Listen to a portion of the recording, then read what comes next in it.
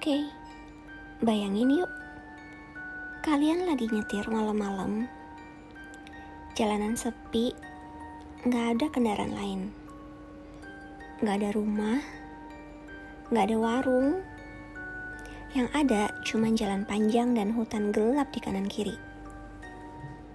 Ya awalnya sih biasa aja, sampai kalian lihat ada seorang bapak tua berdiri sendirian di pinggir jalan.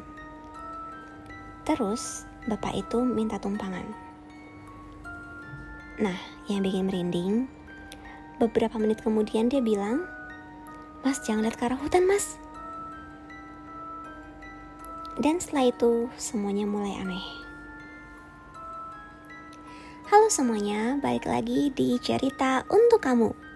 Malam ini aku mau cerita tentang satu tempat yang mungkin pernah kalian dengar. Jujur nama tempat ini aku sama sekali nggak tahu dan belum pernah dengar. Ini baru banget untuk aku. Namanya adalah Alas Ketonggo. Kalau kalian suka cerita misteri, kemungkinan besar nama tempat ini udah nggak asing. Soalnya dari dulu selalu ada aja cerita aneh yang beredar dari tempat ini. Ada yang nyasar, ada yang ngerasa diikutin, ada juga yang lihat sosok misterius, dan ada juga yang mengalami kejadian yang sampai sekarang gak bisa dijelasin. Nah, cerita yang mau aku bawain malam ini itu termasuk dari salah satunya. Dan jujur aja, kalau aku ada di posisi orang ini, kayaknya aku juga bakal panik sih, fix. Oke, jadi ceritanya gini. Ada seorang pemuda, pria, namanya Arman. Dia itu kerjaannya sales. Jadi hidupnya itu gak jauh-jauh dari perjalanan. Hari ini ya bisa ke kota A, besok bisa tiba-tiba ada di kota B, lusa gak tahu ada di mana lagi. Pokoknya yang pasti dia udah biasa banget sama nyetir jauh. Mau siang, malam, biasa aja. Dia gak pernah takut. Nah, suatu malam dia lagi perjalanan pulang. Waktu itu sih udah lumayan malam ya, kayak jam 11-an lewat gitu. Jalanannya mulai sepi dari yang tadinya itu masih ada kendaraan lalu lalang. Sekarang itu tinggal beberapa aja. Tapi makin lama itu makin sepi. Sampai akhirnya cuman ada mobil dia doang sendirian. Nah, kalau misal kalian hobi nyetir dan pernah nyetir malam-malam sendirian, pasti tahu deh rasanya. Awalnya sih ya, mungkin bisa santai-santai aja. Tapi kalau misalnya kanan kiri udah mulai gelap, gak ada rumah, gak ada lampu, cuma ada jalanan, pasti deh aku yakin mulai muncul perasaan yang gak enak. Ya padahal sih belum tentu ada apa-apa, dan jangan sampai ya ada apa-apa. Nah, Arman ini juga gitu. Awalnya dia gak nyalain musik sama sekali supaya gak ngantuk. Tapi aneh gak sih, gak nyalain musik bukannya malah ngantuk ya? Ya kalau aku sih lebih suka sambil nyalain musik ya nyetir, jadi gak bosen. Tapi ya tiap orang punya pilihan. Oke, kita lanjut. Dia sambil sesekali nyanyi sendiri, pokoknya chill banget, santai banget. Sampai akhirnya beberapa menit kemudian, dia lihat ada orang berdiri di pinggir jalan sendirian, malam-malam, di tempat yang sepi banget. Nah, coba ya, sebelum lanjut ya aku tanya nih. Kalau kamu jadi Arman, kamu berhenti gak guys? Soalnya jujur, aku sih gak pakai mikir, aku bakal langsung gaspol. Aku gak mau peduliin, karena itu malam-malam, takut. Nah, cuman Arman ini entah ya, dia beda sama aku. Arman ini berhenti. Soalnya ya katanya bapak itu kelihatannya biasa aja. Pakai baju yang sederhana, gak ada yang aneh sama sekali, gak ada yang serem. Nah, ketika waktu kacanya dibuka, mungkin Arman tanya kali ya, "Oh, Pak mau kemana? Kok sendirian gitu ya. Nah bapaknya itu senyum, terus bilang, Mas boleh numpang sampai depan? Nah Arman langsung bilang, oh iya boleh Pak. Terus bapaknya langsung masuk ke mobil, duduk di kursi belakang. Nah udah tuh perjalanan lanjut lagi. Biasa-biasa aja mereka ada ngobrol-ngobrol kecil, ngobrol sedikit, basa-basi lah, tanya, oh dari mana, mau kemana, obrolan yang ringan seperti itu. Sampai akhirnya dia tiba-tiba tanya, bapak tanya, Mas, kamu baru pertama kali lewat sini ya? Terus kata Arman, iya Pak, baru pertama kali. Nah, bapak itu begitu dengar jawaban Arman, dia cuma senyum. Terus bilang, kalau gitu jangan lihat ke arah hutan. Nah, udah tuh, ya udah. Hening di sana. Jujur ya, di sini, di titik ini, kalau misalnya ada yang ngomong kayak gitu ke aku sih ya pasti penasaran dong, kayak kenapa kok nggak boleh lihat? Walaupun deep down dalam hati dan pikiran aku pasti udah ada yang kayak, wah pasti ada sesuatu nih. Lagian kalau di hutan kan pasti agak horor ya, agak serem ya, takutnya ada Mbak Kun atau ada sesuatu. Nah Arman ini juga sama, dia penasaran juga nih. Dia tanya kan, emangnya kenapa Pak? Cuman bapak itu gak jawab, senyum aja gitu. Terus lihat keluar jendela. Nah entah kenapa setelah pembicaraan itu suasana mobil langsung berubah. Yang tadinya tuh santai, tiba-tiba jadi gak nyaman kata Arman. Tiba-tiba beberapa menit kemudian radio mobilnya mulai berisik tuh. Kayak gimana sih suara radio tuh, kayak kret gitu loh. Yang kayak salurannya mungkin kayak gak dapet sinyal gitu kali ya. Nah Arman coba tuh ganti channel. Mungkin tadi suasananya gak nyaman, terus akhirnya dia putusin mau denger lagu, tapi sinyal gak dapet ya. Nah dia coba ganti channel, tapi tetap sama, gak dapet sinyal. Akhirnya dia matiin.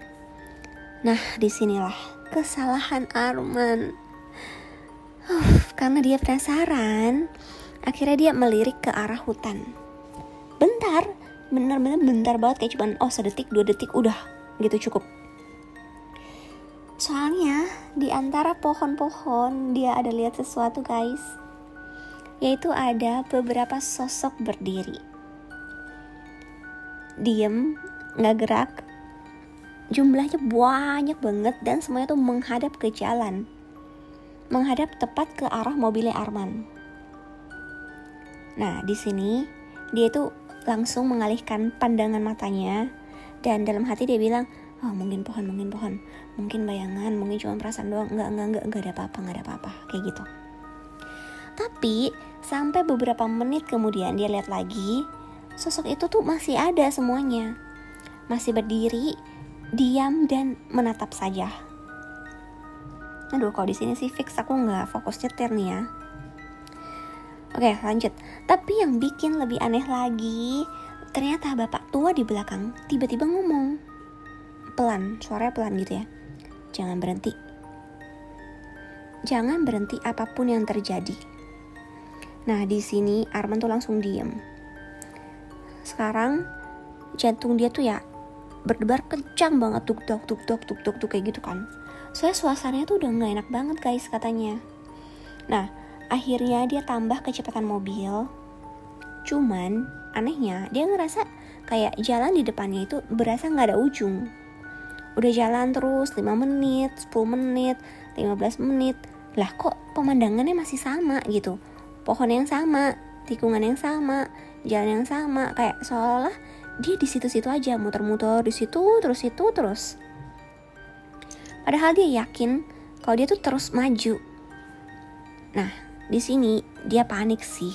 Soalnya bensinnya tuh mulai berkurang, guys. Waktu jalan terus, tapi dia tuh kayak nggak pernah keluar dari area itu. Nah, sampai akhirnya mungkin bapaknya sadar kali ya, bapak tuanya tuh kayak, melihat si Arman ini mulai gak chill nih, mulai panik gitu. Dia ngomong, Mas jangan lihat kaca spion mas. Ya, tipikal orang Indonesia, Kalau misalnya dilarang, dibilangin jangan, pasti dong pengen lihat ya kan. Si Arman gak belajar dari kesalahan sebelumnya. Tadi udah dibilang jangan lihat hutan, dia lihat. Sekarang pasti kalian udah tahu, dia lihat dong kaca spion ke belakang. Capek deh. Di situ, wah tubuhnya, badannya langsung dingin. Soalnya di kursi belakang itu kosong. Padahal beberapa detik sebelumnya dia masih ngobrol sama bapaknya. Bahkan bapaknya kan bilang jangan lihat kaca spion. Di situ mobilnya langsung oleng, jantungnya berdebar-debar udah gak karuan kayak apa. Dan tepat waktu dia angkat kepala lagi, mungkin tadinya dia sempat kayak nunduk gitu kan, kayak frustasi, terus dia angkat lagi kepalanya. Tiba-tiba semuanya berubah dan baik-baik aja. Jalanan kembali normal, terus kayak mendadak ada lampu-lampu rumah mulai kelihatan, terus ada warung-warung muncul, dan suasana hutan itu kayak perlahan menghilang.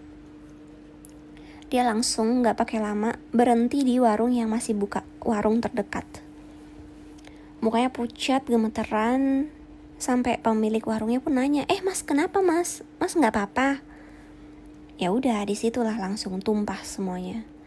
Arman ceritain semuanya itu, dan setelah dengar cerita Arman, pemilik warung cuman bisa diam beberapa saat dan bilang, mas kamu tadi lewat deket Alas Ketonggo ya? Nah di sini tuh Arman ngangguk. Lalu bapak itu bilang sesuatu yang sampai sekarang masih diingat sama Arman. Dia kasih tahu kan, Bu, soal bapak itu, tapi langsung di-cut sama ibunya, mas bukan orang pertama kali yang cerita. Dan sampai hari ini Arman masih yakin banget sama apa yang dia alami malam itu benar-benar terjadi. Tapi soal siapa sebenarnya bapak tua itu, ya gak ada yang tahu. Apa mungkin ini cuman kayak kebetulan halusinasi karena Arman capek sama pekerjaannya? Apa dia lelah, ngantuk, atau emang ada sesuatu yang sering muncul di sekitar Alas Ketonggo? Gak ada yang tahu, gak ada yang bisa pastiin. Tapi yang jelas, sejak malam itu Arman selalu menghindari perjalanan sendirian kalau harus melewati daerah itu. Kalau kalian sendiri, berani gak nyetir sendirian lewat sana sendirian tengah malam? Oke guys, jadi itu dia cerita hari ini dari Arman tentang perjalanan dia melewati Alas Ketonggo. Gimana pendapat kalian ceritanya? Serukah atau biasa aja? Atau mungkin kalian juga punya pengalaman yang sama yang pernah terjadi sekitar Alas Ketonggo atau di daerah lain? Please drop komen di bawah. Dan boleh juga kalian tulisin saran-saran dan atau kritik membangun untuk supaya channel ini bisa lebih berkembang. Tulis juga di kolom komentar di bawah. Jangan lupa juga untuk selalu like, comment, dan subscribe, share YouTube channel ini kalau misalnya kamu suka ceritanya. So, ya itu dia cerita hari ini. Sampai jumpa lagi di cerita selanjutnya. Bye-bye.